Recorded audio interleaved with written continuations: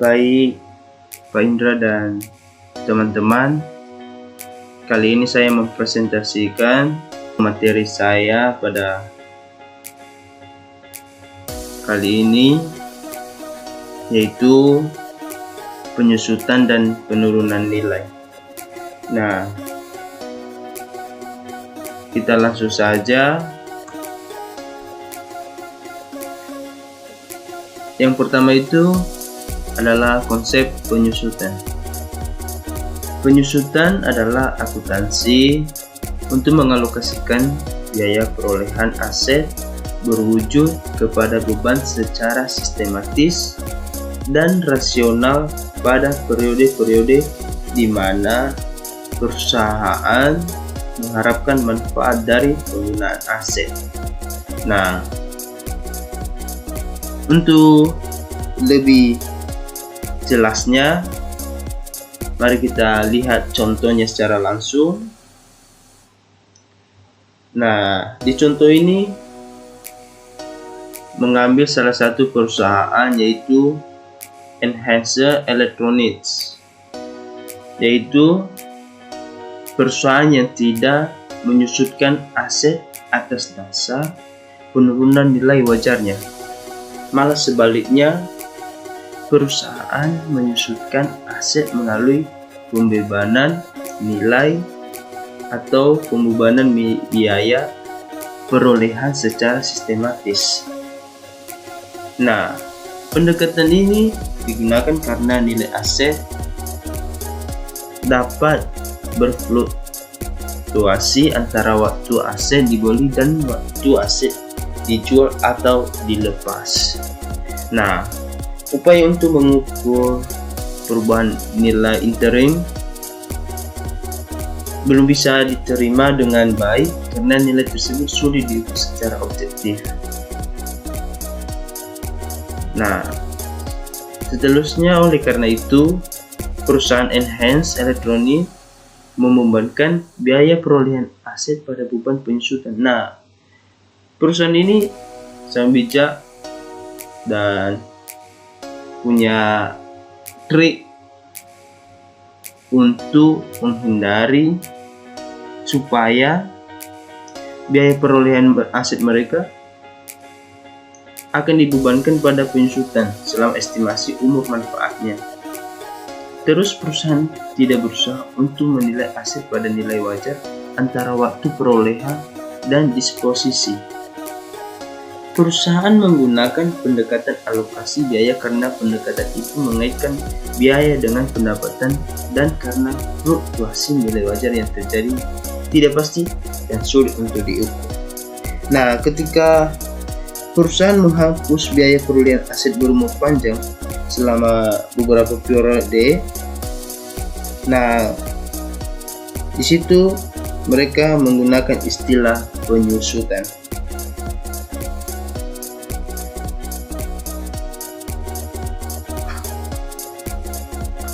Terus kita lanjut pada slide berikutnya. Metode penyusutan.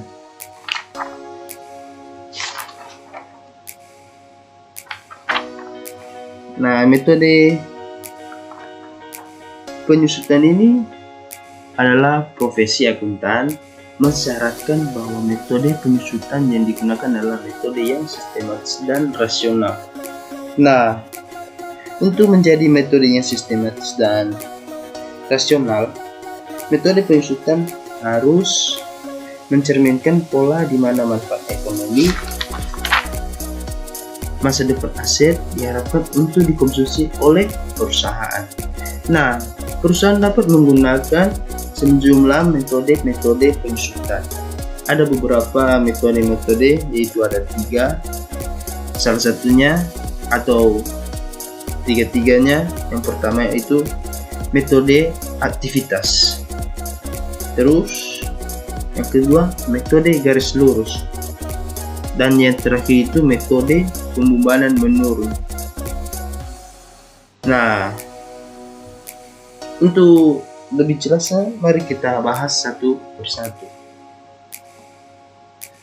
Yang pertama tadi metode aktivitas. Nah, metode aktivitas ini disebut juga sebagai pendekatan pembebanan variabel atau pendekatan produksi, mengasumsikan bahwa penyusutan adalah fungsi dari penggunaan atau produktivitas dan bukan fungsi dari berlalunya waktu.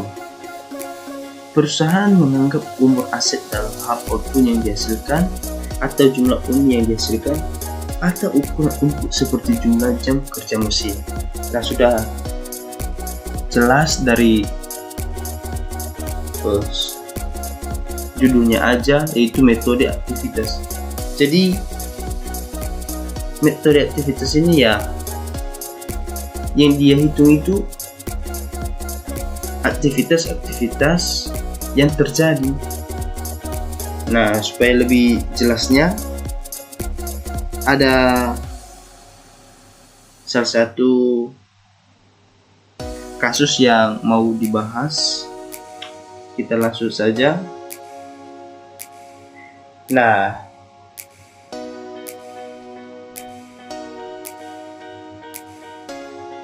dalam kasus tersebut, ukuran input seperti jam mesin adalah metode yang lebih tepat untuk mengukur jumlah dolar dari beban penyusutan untuk periode aplikasi tertentu. Nah, tentu tadi kan metode aktivitas. Jadi jam mesin itu salah satu aktivitas.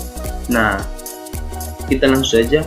Derek tersebut tidak menimbulkan masalah penyusutan tertentu. Stanley dapat mengukur penggunaan dalam jam dengan relatif mudah. Jika Stanley menggunakan derek selama 4000 jam pada tahun pertama, maka beban penyusutannya adalah, nah, ini cara menghitung beban penyusutannya, yaitu biaya perolehan dikurangi nilai residual kali jumlah jam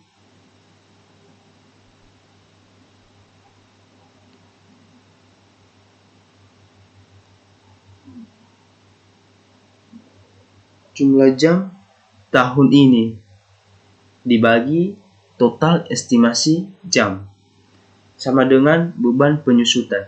Nah, biaya perolehan ini yaitu $500.000.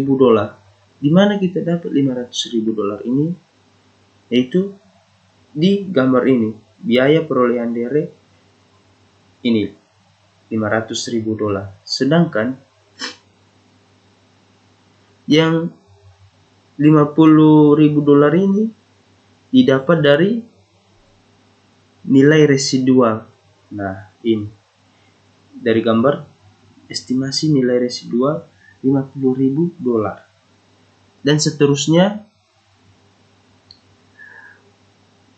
4.000 ini didapat dari jumlah jam tahun ini. Nah, jumlah jam tahun ini kita lihat di sini. Jika Stanley menggunakan derek selama 4.000 jam pada tahun pertama, sudah jelas bahwa jumlah jam yang digunakan Stanley itu 4.000. Dan total estimasi jam itu 30.000. Di mana kita lihat 30.000 di sini. Nah, umur produktif dalam jam 30.000 jam. Jadi cara menghitungnya itu 500.000 ini dikurangi 50.000 ini. Nah, setelah didapat dari itu dikali 4.000 dari jumlah jam dan dibagi umur produktif dalam jam, yaitu 30.000.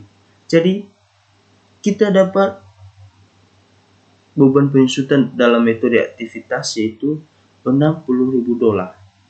Nah, begitu kira-kira. Seterusnya kita lanjut di metode selanjutnya, yaitu metode garis lurus.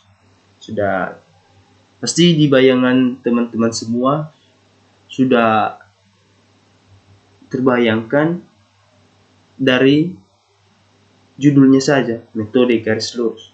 Jadi lurus, gak bengkok. Bercanda ya. Jadi kita langsung bahas saja.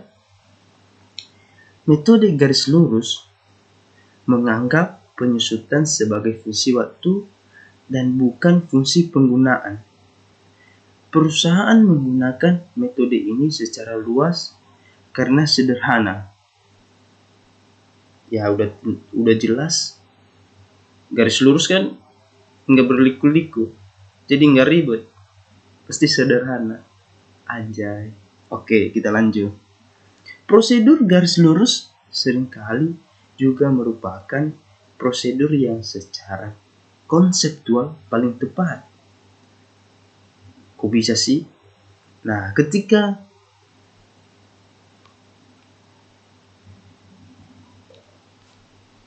keusangan menjadi alasan utama atas keterbatasannya umur manfaat aset, maka tingkat penurunan kegunaan biasa menjadi konstan dari periode ke periode.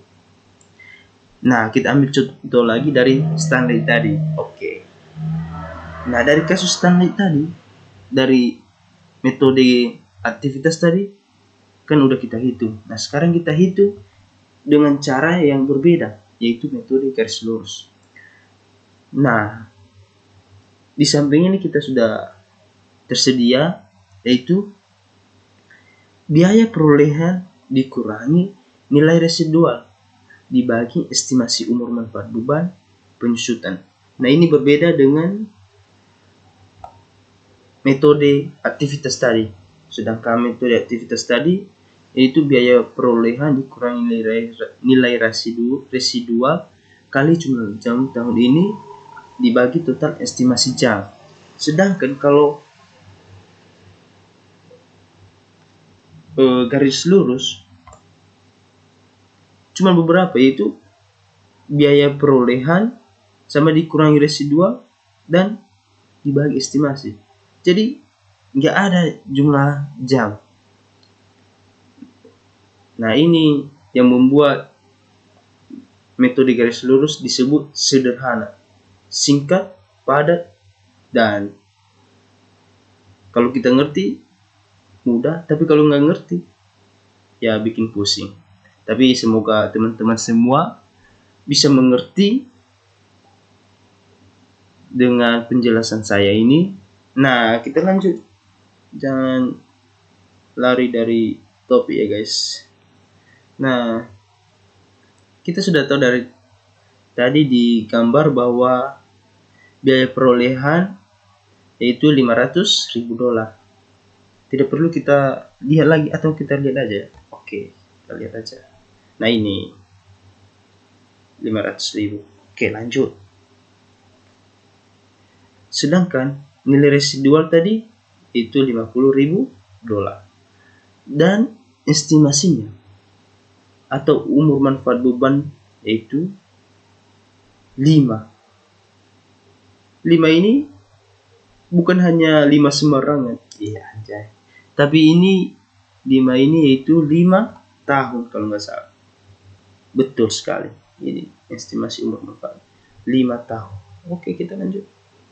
Nah, 500.000 dikurang 50.000 bagi 5, kita dapat $90.000.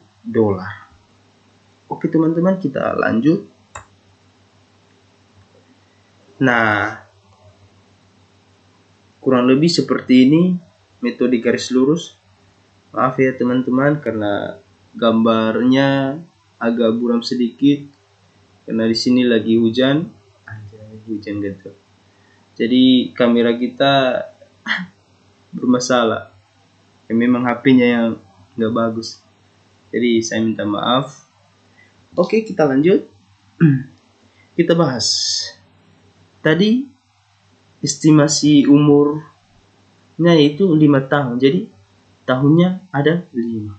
Bukan balonku ada 5, tapi tahunnya ada 5. Lanjut.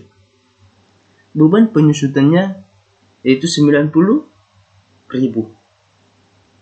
di mana didapat 90.000 ini? Mana ini? 90.000 ini. Di sini, guys. Nah, ini ya, ini. Jangan kita lupakan 90.000. Nah, lanjut.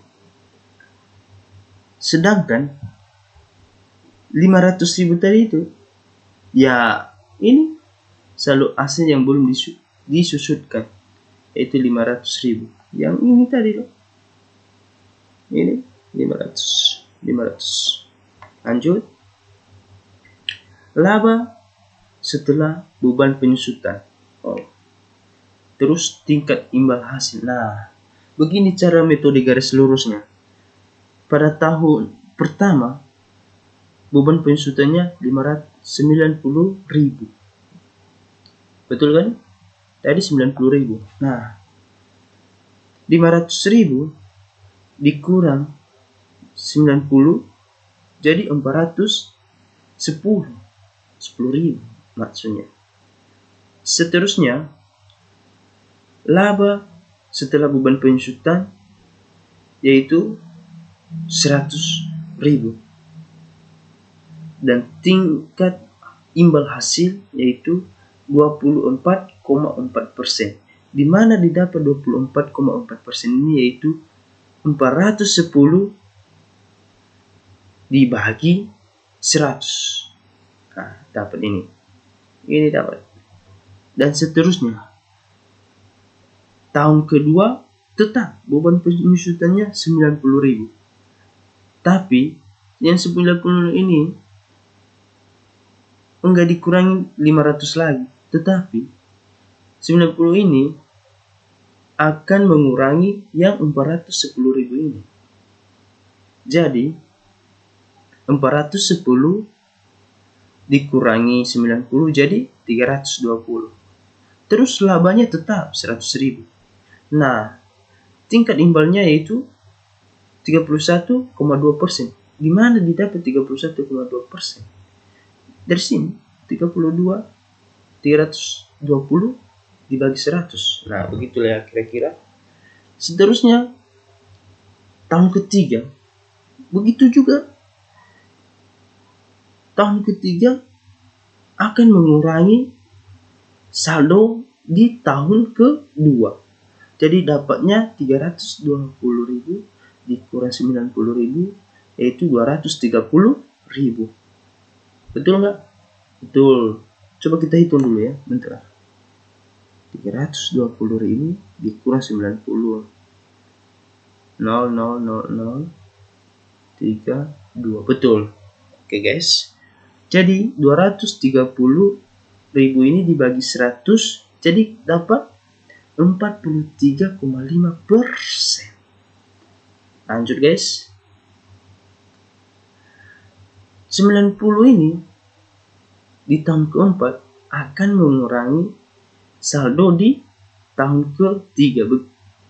Kan saldo beban penyusutan yang tahun ketiga tadi kan menguranginya di saldo tahun kedua. Nah, kalau keempat itu yang dia kurang itu yaitu saldo yang tahun ketiga.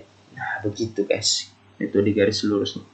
Jadi hasilnya 140 karena 230 dikurang 90. Nah, tingkat imbalnya yaitu 71,4%. Nah, pada tahun yang terakhir itu yaitu 140 dikurang 90 yaitu dapatnya 50.000 dibagi 100.000 sama dengan 200,0%. Nah, begitu kurang lebih cara menganalisis penyusutan dan tingkat imbal hasil. Seterusnya kita lanjut pada metode pembebanan menurun. Nah, metode pembebanan menurun akan menghasilkan beban penyusutan yang lebih tinggi pada tahun-tahun awal dan beban yang lebih rendah dalam tahun-tahun berikutnya. Oleh karena metode ini memungkinkan beban awal tahun yang lebih tinggi daripada metode garis lurus. Metode ini sering disebut metode penyusutan dipercepat. Nah, pasti udah sebelum dijelaskan pun sudah kita ngerti ya. Karena ini pembebanan menurun. Nah, di sini dia jelaskan tadi, oleh karena itu, metode ini memungkinkan beban awal tahun yang lebih tinggi daripada metode garis lurus. Nah, udah jelas kan? Kan dia menurun. Jadi jika contohnya pada tahun pertama bebannya itu 500 misalnya, nggak mungkin naik toh. Soalnya ini kan metode pembebanan menurun. Jadi dia menurun. Jadi misalnya 500 ke 200, 200 ke 100, 100 ke 50, dan begitu juga sampai mentok. Nah, gitulah kira-kira. Teman-teman, semoga metode pembebanan menurun ini kalau masih kurang jelas bisa ditanyakan, dan kalau masih belum bisa mendapatkan jawaban yang sesuai dengan hati kalian, saya minta maaf. Semoga teman-teman bisa mendapatkan jawaban yang tepat di luar sana. Kita lanjut, yaitu penyusutan komponen.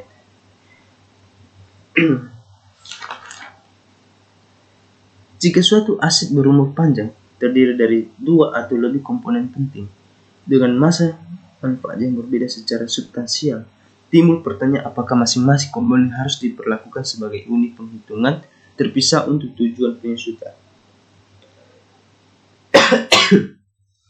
Nah, teman-teman, dari penyusutan komponen ini, yaitu jika aset kita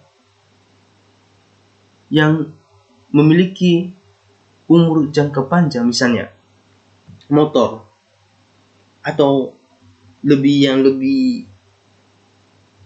gede lah, misalnya pesawat.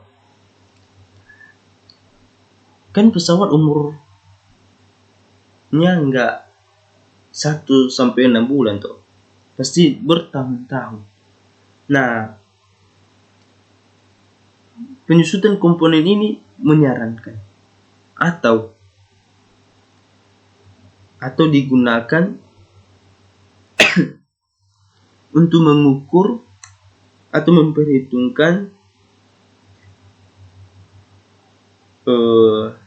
masing-masing komponen-komponen yang dijalani selama bertahun-tahun tersebut. Nah, untuk lebih jelasnya mari kita lihat contohnya. Nah, pada ilustrasi 11.8 dia memiliki komponen pesawat. Nah, komponennya ada iframe, komponen mesin, dan komponen lain-lain. Mungkin komponen lain-lain ini ada beberapa ya di pesawat, mungkin rodanya atau apa. Tapi yang lebih jelasnya ini sudah disatukan jadi komponen lain-lain, jadi kita lebih gampang lah menghitungnya. Nah, jumlah komponennya ada 6 juta, 60 juta, 32 juta, dan 8 juta. Sedangkan umur manfaat komponen ada yang 20 tahun, ada yang 8 tahun, dan 5 tahun.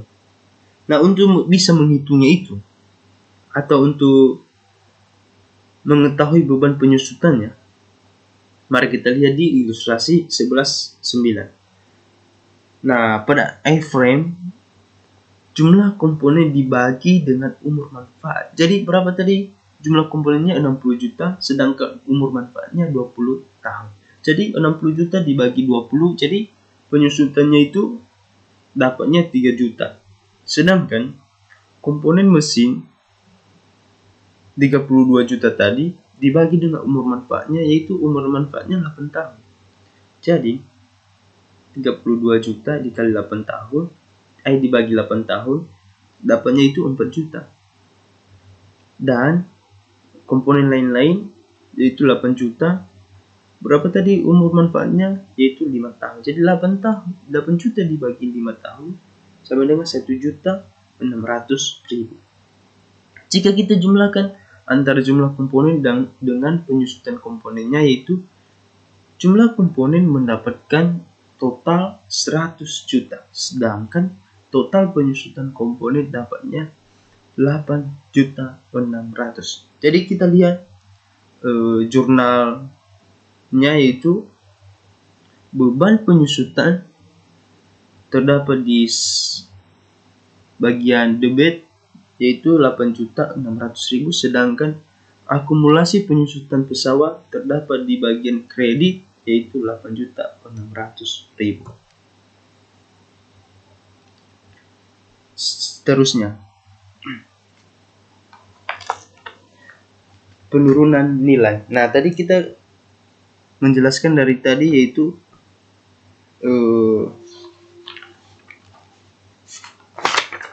metode penyusutan komponen, dan sekarang kita masuk di penurunan nilai. Sebagai hasil dari kerumusan global ini, banyak perusahaan yang mempertimbangkan untuk melakukan penghapusan nilai atas beberapa aset jangka panjangnya. Jadi penghapusan nilai ini disebut juga sebagai penurunan nilai. Nah, kalau saya jelaskan dengan pengetahuan saya, mungkin teman-teman bingung.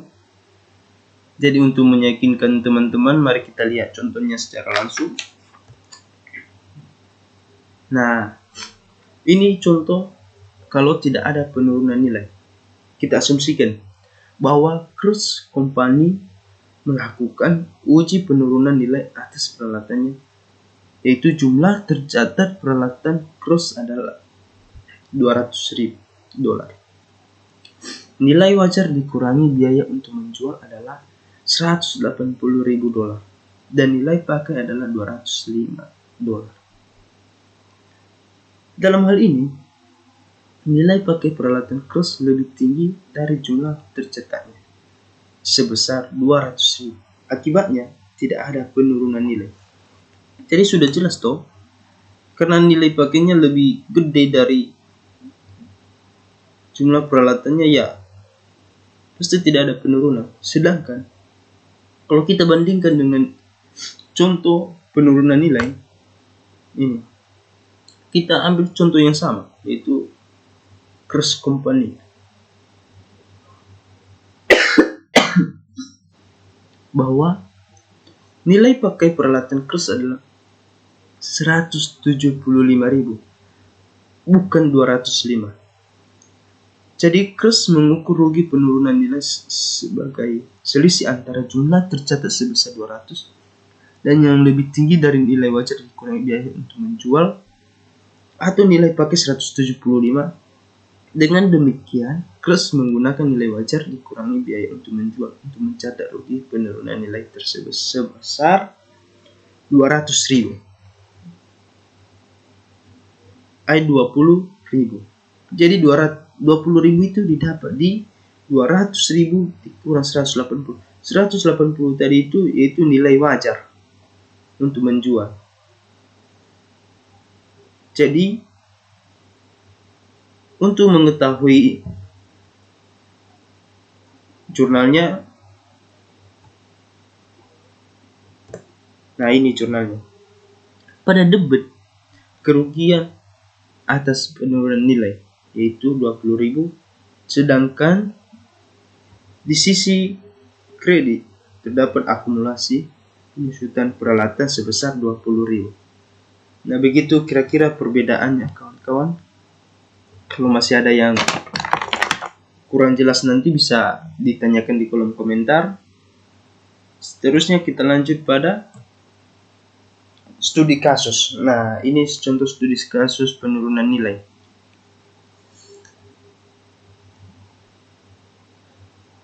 Pada tanggal 31 Desember 2011, Hanoi Company memiliki peralatan dengan biaya perolehan sebesar 26 juta dan akumulasi penyusutan sebesar 12 juta. Peralatan ini memiliki total umur manfaat 4 tahun dengan nilai residual sebesar 2 juta. Informasi berikut berkaitan dengan peralatan ini. Yang pertama, jumlah tercatat peralatan ini pada tanggal 31 Desember 2011 adalah 14 juta. Yang didapat di 26 juta dikurang 12 juta. Seterusnya, yang nomor 2. Hanoi menggunakan penyusutan garis lurus. Penyusutan Hanoi adalah sebesar 6 juta. Yang didapat di 26 juta dikurang 2 juta dibagi 4. Kenapa dibagi 4? Karena dia menghitungnya secara metode garis lurus. Jadi dia gunakan berapa tadi?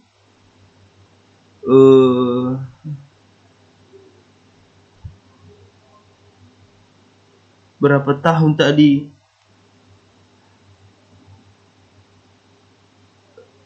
Manfaat umur peralatan tersebut.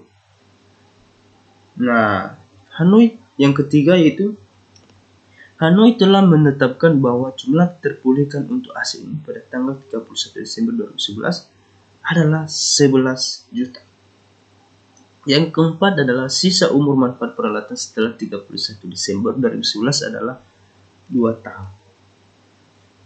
Hanoi mencatat penurunan nilai atas peralatannya pada tanggal 31 Desember 2011 sebagai berikut adalah: pada sisi debit terdapat kerugian atas penurunan nilai yaitu 3 juta, di mana 14 juta dikurang 11 juta. Dan di sisi kredit terdapat akumulasi penyusutan peralatan sebesar 3 juta.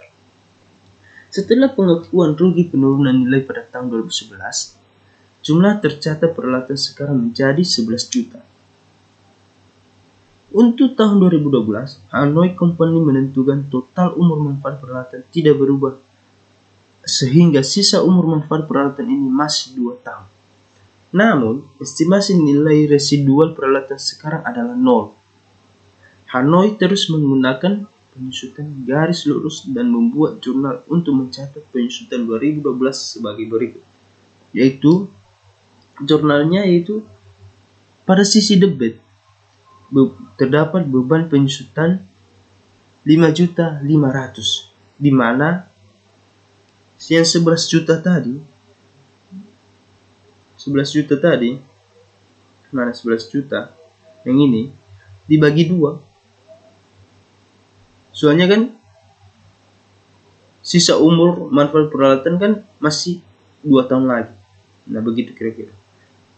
Seterusnya di bagian sisi kredit terdapat akumulasi penyusutan peralatan sebesar 5.500.000. Hanoi mencatat penyusutan pada periode setelah penurunan nilai penggunaan jumlah tercatat dari aset yang telah disesuaikan dengan penurunan nilai. Hanoi kemudian mengevaluasi apakah peralatan itu kembali turun nilainya pada akhir 2012. Misalnya, jumlah tercatat peralatan Hanoi pada tanggal 31 Desember 2012 adalah 5.500.000. Jika Hanoi menentukan bahwa jumlah terpulihkan pada tanggal 31 Desember 2012 adalah lebih rendah dari 5.500.000, maka tambahan kerugian atas penurunan nilai akan kembali dicatat. Begitu ya kira-kira contoh kasus penurunan nilainya, guys. Dan ternyata materi kita sudah selesai. Semoga apa yang saya jelaskan bisa teman-teman mengerti, dan jika teman-teman tidak mengerti atau ada yang kurang paham dengan kata-kata saya, dengan kalimat yang saya gunakan, bisa ditanyakan secara langsung. Sekian dari saya, terima kasih.